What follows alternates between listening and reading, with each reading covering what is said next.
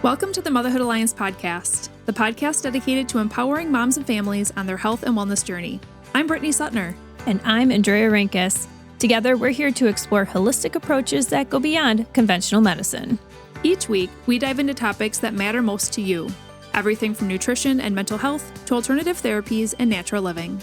And whether you're a new mom navigating the early stages of parenthood or a seasoned pro looking for new ways to support your family's well-being, you're in the right place.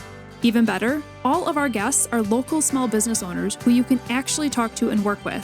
You can learn more about today's guest and connect with hundreds of other health and wellness professionals through our informative and easy-to-use directory at motherhoodalliance.com. Before we get started, keep in mind that this podcast is for informational and educational purposes only and is not a substitute for personal healthcare advice. Please consult your healthcare provider before making any changes based on the podcast content. Thank you for joining us on this journey. Are you ready to help your family thrive? Let's get started. Hi, we are Britt and Drea from motherhoodalliance.com, and we are excited to welcome you to a 3-episode series with Dr. Callie Sawyer, the owner and sole provider at Sprout Family Chiropractic, where she specializes in pediatric, prenatal, and family chiropractic care. As one of only 2 chiropractors in the Fox Cities area with the full ICPA pediatric and prenatal certification, Dr. Callie is passionate about helping families grow up healthy so they can grow old happy. Dr. Callie's approach blends gentle chiropractic techniques, including the Webster technique and oral ties care, with adjunct therapies like kinesiotaping, soft tissue work, dynamic stretching, and nutritional guidance. While she specializes in babies, toddlers, and pregnant mamas, she also loves helping active older siblings, teen athletes, and families looking to optimize their health. Outside the office, she is a proud wife of 13 years and a mom of 3 active and fun kids, ages 5, 8, and 10, and can usually be found coaching youth sports, wrangling the family's 2 Labradors, or cheering on Wisconsin teams with her husband. It's time to meet Dr. Callie. Let's get started with today's episode. Hey everybody, welcome back to the Motherhood Alliance podcast. We are back here with Dr. Callie from Sprout Family Chiropractic. Welcome back, Dr. Callie. Thank you. We are really excited to dive into this episode. We're going to be talking about nutrition, specifically through a lens of chiropractic care. If you haven't listened to episode 1, we definitely talked a lot about the nervous system being supported through chiropractic, especially for babies and kids. That was really interesting. We had a lot of really cool, information coming from Dr. Callie on that one. But let's dive into this one. So, obviously, nutrition is a huge part of everyday life, right? Mm-hmm. And it feels like chiropractic care and nutrition don't necessarily seem like they should be on the same level, but they are. And they, that's something you're pretty passionate about. So can you kind of talk about why that's connecting and why that is so important? Yeah. Well, we kind of talked about in the last episode too, our bodies perceive stress, and that's what creates the subluxation or the reason to be adjusted. And so one of the ways, or I should say the way I communicate this to patients is stressors can come in lots of different forms. I like to categorize them as the 3 T's, and this is kind of a chiropractic profession way that we communicate. But the 3 T's would be thoughts, traumas, and toxins. So thoughts or emotional stress, right? My in-laws are at the house, or my kiddo's not doing well in school, that kind of emotional, your body's perceiving stress that way. Physical stressors would be like they fell, kiddo fell on the playground. Pregnancy is a physical stressor. And then the last one is toxins. And I think this one doesn't maybe get as much doesn't get talked about as much, but this is more environmental things, including nutrition. Yeah. So these would be like, I always use the example, if you just sprayed your yard with pesticides, your body, your nervous system would consider that a stressor. It would have to adapt and overcome. And so nutrition is that way too. And it can either be a stressor or it can support your body. And so when people come to me and say, we love chiropractic, we, want to keep coming, but we feel like maybe we're not holding our adjustments as long as we could.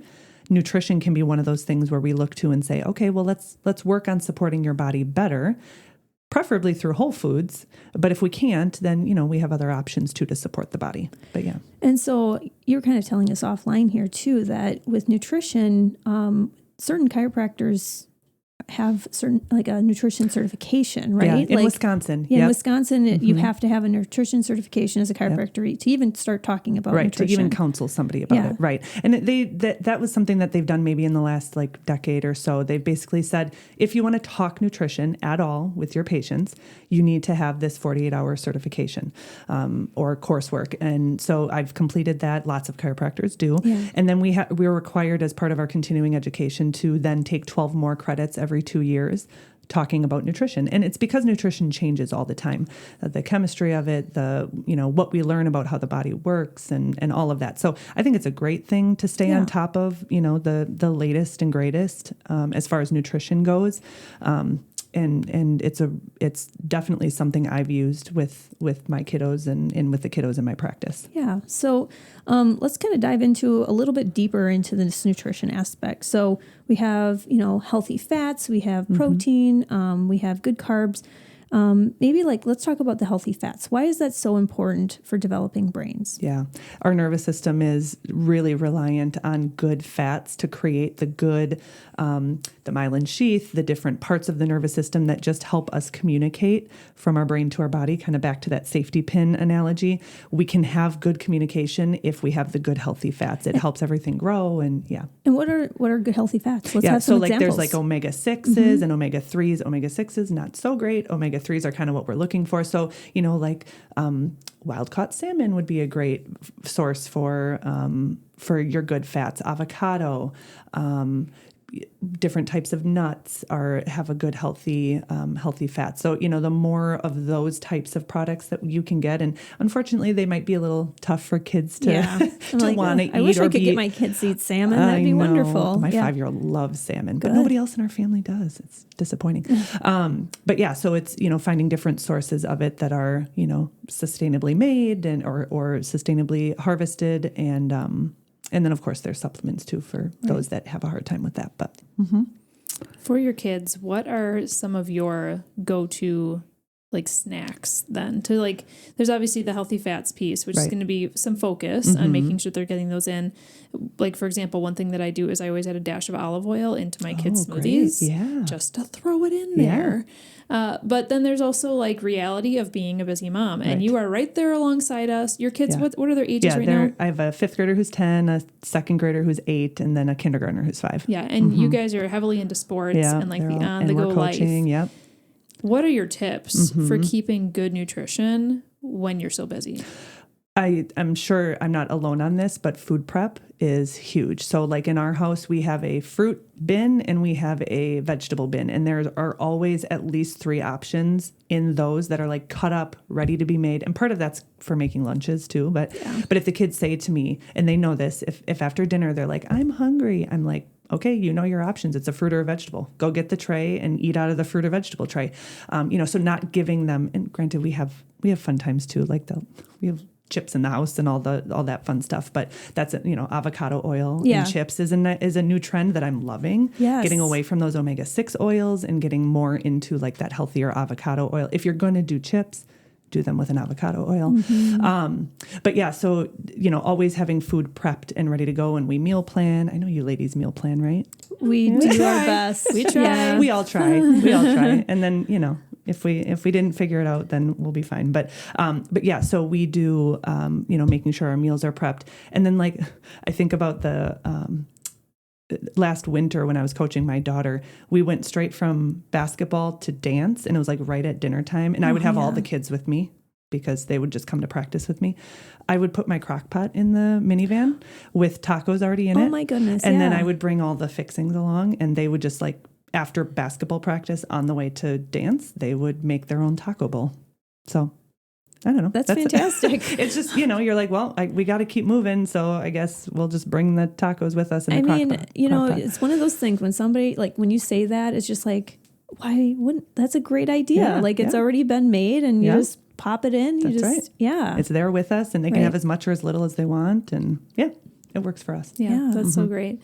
Another thing that comes to mind when it comes to nutrition, especially with kids that are in sports and that age, is hydration. my kids, I highly encourage them every day when they go to school to finish their water bottle. Yeah. Like at a minimum, just finish your water bottle when you're there. But when you really think about it, that's probably not enough for what they're doing, especially when it's warm outside and they're running around and they're sweating. Mm-hmm. And then they have sports afterward. So what would you recommend for hydration? You can take it a couple different ways, like how much water should kids be drinking? Mm-hmm. And what do you do for your kids to ensure that they're staying hydrated enough? And then it also allows you to tie in the chiropractic piece, the nervous system piece of like, how does hydration impact our nervous systems? Yeah. Yeah. So definitely, I mean, we all know however many pounds you weigh, divide that by 2, and that's how many ounces you should be drinking. So if your kiddo's 100 pounds, they should be drinking 50 ounces of water a day. Adults, same thing. My kids love water, actually, which is great. And they don't get special drinks very often. But we do get, through a company that I really like, a product called Hydrate. And so, their friends are all having Gatorade, and I get it. But Gatorade has chemicals, it has dyes, it has different things in it, even the white ones. This is one that people are like, well, just get the white one. Well, the white one still has chemicals in it too. So we try to avoid that because that can create more of a sugar, crash afterwards. And so we use a product called Hydrate, and they have different flavors. They have a lemonade, a grape, an orange, and a blue raspberry. And so that's their Gatorade. So they know if they want to have that, they can bring a water bottle not to school. They can't do that there, but to their sporting events, and they can have it. That's also our go-to if a kiddo is not feeling great. So it's going to provide them those electrolytes, and it's sweetened with stevia. So it's a nice healthy option. And as far as chiropractic goes, when it comes to hydration, it's just like anything. I talk a lot about, muscle health too. Muscles attach bone to bone. So we need our muscles to be soft and pliable and healthy. And one of the best ways to do that is hydration. Yeah. And so especially with my kiddos, if they're going, oh, I'm hungry, or I'm, a lot of times I'm like, well, maybe you're just thirsty. So yes, have your snack, but if you're still hungry, let's drink some water and make sure that we're staying as hydrated as we can to make sure that the nervous system, the soft tissue is doing what it should do. Mm-hmm. Mm-hmm. I love that you're able to answer these questions from a lens of the professionalism, but also like reality of being a mom and like in the thick of it and understanding that kids can be picky. That's right. So Absolutely. it is challenging and it's hard, but we're all doing our best. That's right. Meeting them where they're at and doing our best. What are your thoughts on supplements for kids, especially when we are maybe having some picky eaters and they're not getting the depth of nutrition? What types of supplements do you recommend? I guess this can be a really big world, and I do see some chiropractors selling supplements. So tell us a little bit about your perspective in this area. Yeah. And there's certainly nothing wrong with providers selling a product that they know a lot about and they can educate patients about. In my practice, I don't sell products in my office, but I do talk about products that I've used with my family. So the line that I really like is from Nutridyne. They have a line called Suppies, and it's their kiddo brand. So they've got, the multivitamin, the fish oil, the vitamin C, vitamin D, they've got kind of like the whole spectrum of things, which is great. In my practice, because it's just me and I'm so busy, it's nice that I can just say, email them my recommendations. They can put it in their cart. They can ship it to themselves. So I'm just kind of introducing it to them to say, like, here are the choices. Here's what I would use.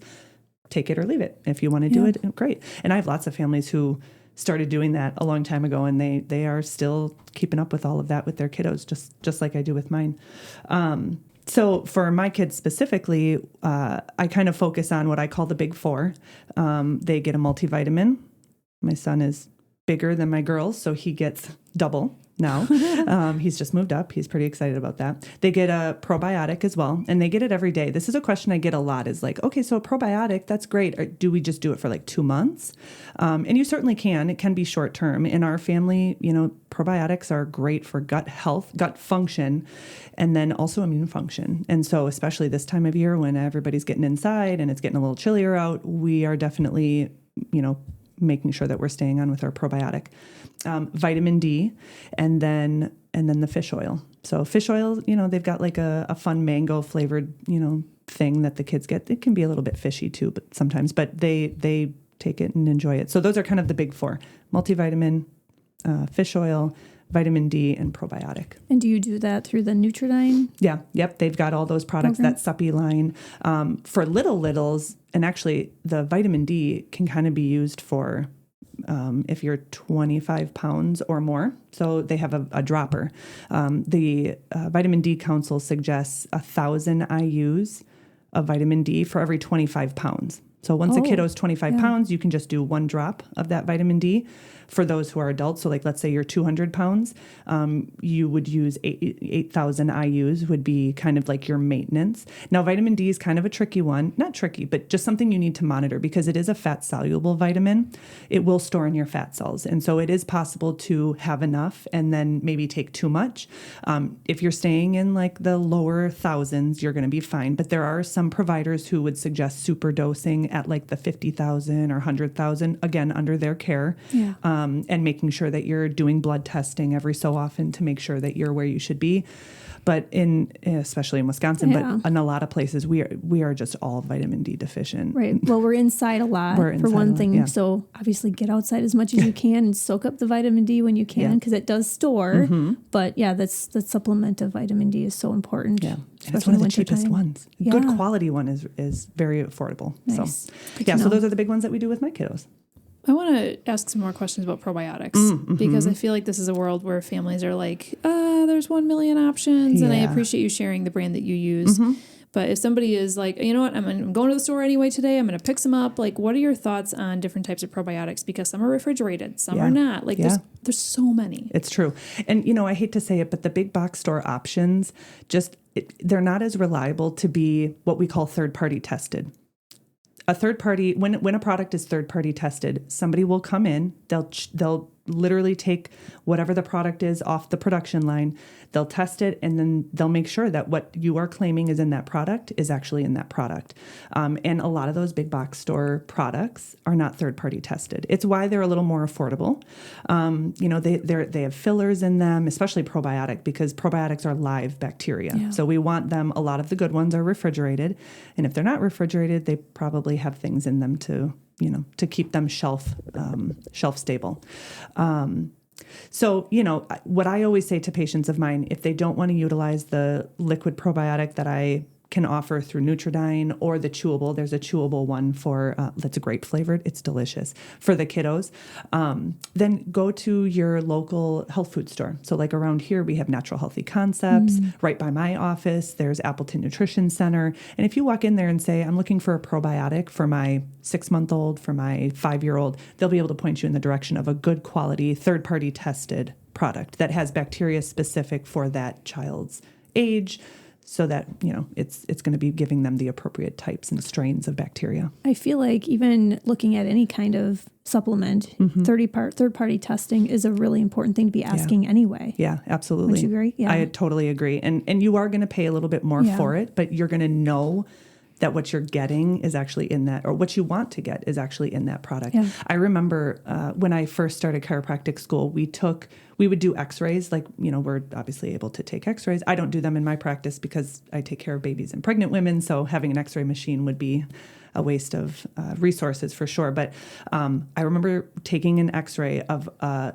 classmate of mine, and we could literally see the pills in their stomach that were came out like bright white because they weren't being digested. So they were so full of fillers that and granted it was not all the way through the digestive system, but seeing that was well, sure, of course, there's probably some products that people are paying for that they're not even digesting. I was just going to say, I feel like that's literally seeing dollar bills in their digestive system. Right. It is. It's that. So that for me is kind of like a visual that I still oh man, better buy some quality products. Cause if you're spending that money and it's not even getting digested, could you imagine? Thank you for that visual for us too. Sorry about that. No, it's good. That's good. Let's do another heavy hitter for especially busy families. What are your thoughts on the protein powders and having quick protein shakes for your kids when you're just struggling to get in the greens or just all the things? Yeah, actually greens was something I was going to mention too. When you have those picky eaters,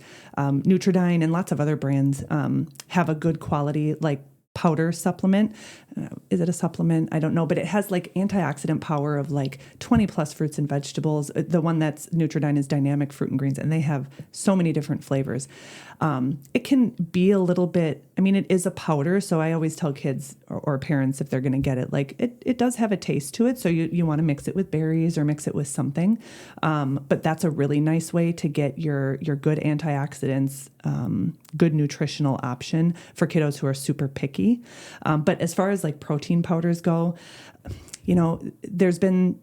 we probably all heard like the soy option. It kind of replaces an estrogen, binding site. So we don't love that as like an option for protein.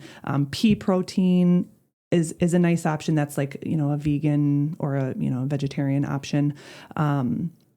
Whey, I think at our house we do a whey protein. I started doing a paleo that's like a vanilla. We have a vanilla and a chocolate at our house. And so like my son will have a chocolate smoothie in the morning with banana and peanut butter. And that's like, part of his morning breakfast. But I think if you can have a kiddo, enjoy it, it's a great way to get protein in. That protein, when I talk to kiddos about like food and nutrition, I'll talk about protein being like the big log on the fire. Right? So like the protein is what's going to get you through your day. It's not going to give you those ups and downs with your blood sugar that make you cranky or hangry.